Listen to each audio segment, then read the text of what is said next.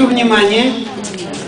Мы рады вас приветствовать на очередном Цветаевском костре, который проводит Мосбридж. Общество Мосбридж проводит очередной Цветаевский костер.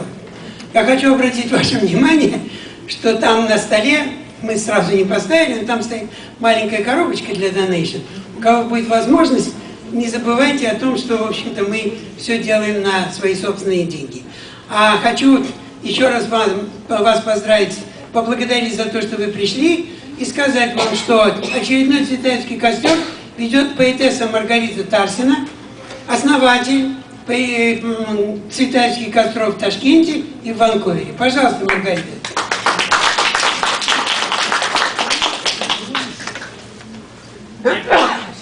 Дорогие друзья, большое вам спасибо, что вы нашли время прийти, чтобы отметить день рождения Марины Ивановны Цветаевой, великого русского поэта.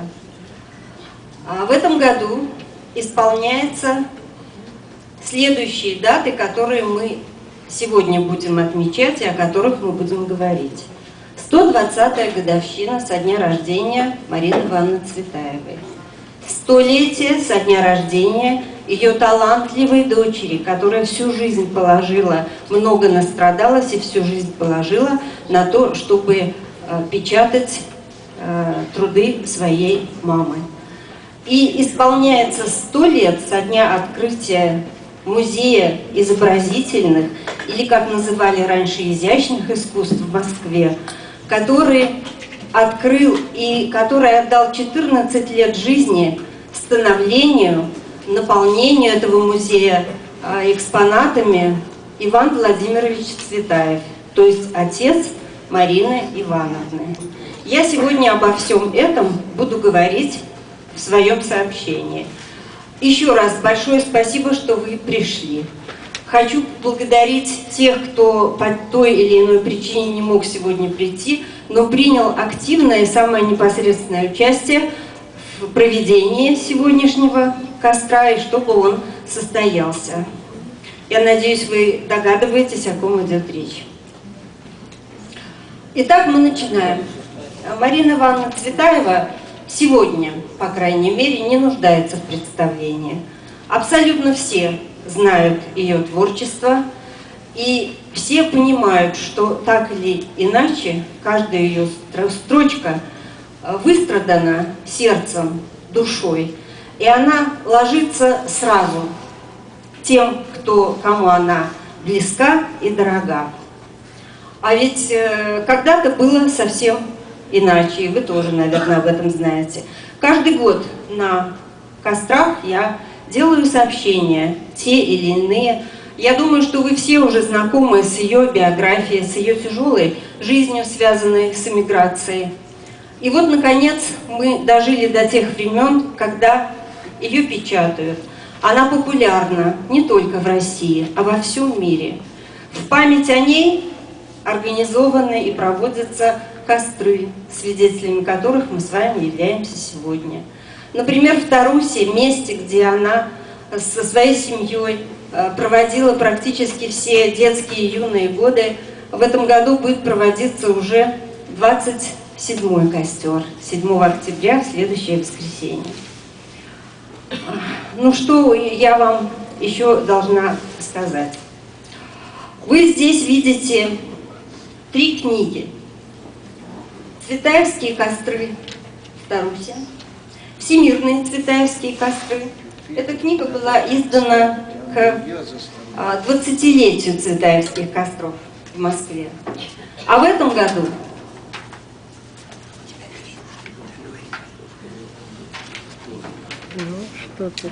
году нам всем преподнесли сюрприз. То есть обновленное, дополненное издание вышло, которое называется уже несколько иначе. «Цветаевские костры мира». И чем она отличается? Тем, что она вся в цветных фотографиях. Взять ее в руки и полистать — это просто одно удовольствие.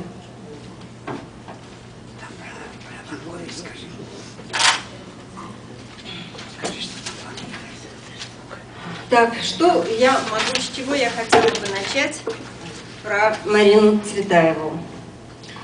Когда то, что она с самой ранней юности знала, что она не такая, как все, и что она будет писать стихи, это факт всем известный. И когда она в 1910 году отнесла самостоятельно, ни с кем не советуясь, ни у кого не спрашивая разрешения, отнесла и напечатала свой первый сборник «Волшебный фонарь», а 2 годами позже «Вечерний альбом», то первым на ее стихи откликнулся Максимилиан Волошин. К тому времени, пользующийся, он входил в плеяду поэтов Серебряного века, пользовался большим авторитетом и во множестве печатал свои стихи. И я бы хотела начать с того,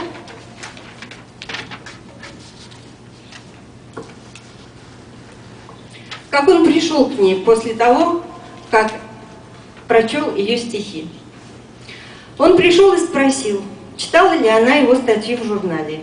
Она ответила «нет». А он ответил «я так и думал». Они познакомились, и на следующий день он прислал ей стихи. Эти стихи являются, я бы сказала, как бы программными на все ее творчество далеко вперед. К вам душа так радостно влекома. О, какая веет благодать от страниц вечернего альбома. Почему альбом, а не тетрадь? Почему скрывает чепчик черный, чистый лоб, а на глазах очки?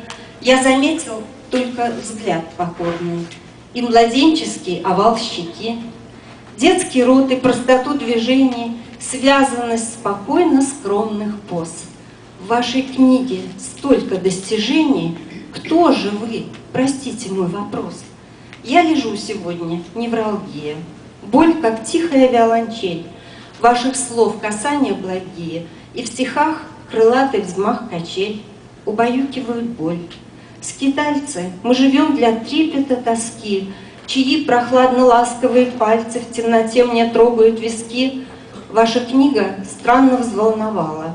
В ней сокрытое обнажено, в ней страна, что всех путей начало, но куда возврата не дано. Помню все, рассвет, сиявший строго, жажду сразу всех земных дорог, всех путей, и было все так много. Как давно я перешел порог. Кто вам дал такую ясность красок? Кто вам дал такую точность слов? Смелость все сказать, от детских ласок до весенних новолунных снов. Ваша книга — это весть оттуда. Утренняя благостная весть. Я давно уж не приемлю чудо, но как сладко слышать, чудо есть. Немножко позже Марина Ивановна сама о себе написала. О том, что она знает свое предназначение и обязана будет посвятить ему всю свою жизнь. После того, как Волошин откликнулся на стихи Марины Цветаевой, появились и другие отклики. Откликнулись Пастернак, Ахматова, Мандельштам, Кузьмин, Блок, Тарковский и многие другие. Она ворвалась в святилище поэтов и заняла там свое прочное место. Цветаева оставила нам свой мир со своей шкалой ценностей. Сегодня, в начале 21 века, эмоции и страсть стали необходимы людям, как глоток свежего воздуха среди духоты, рационализма и прагматизма. Слушая и читая ее стихи, люди спасают свои души от цинизма, черстости, равнодушия и бездуховности. Сегодня Марина Ивановна Цветаева, как я уже сказала, не нуждается в представлении. Поэтому я хочу коротко остановиться на тех событиях, которые были организованы в память о ней за последние 3 года. 6 июля 2009 года в Феодосии Открыт музей сестер Цветаевых Марины и Анастасии.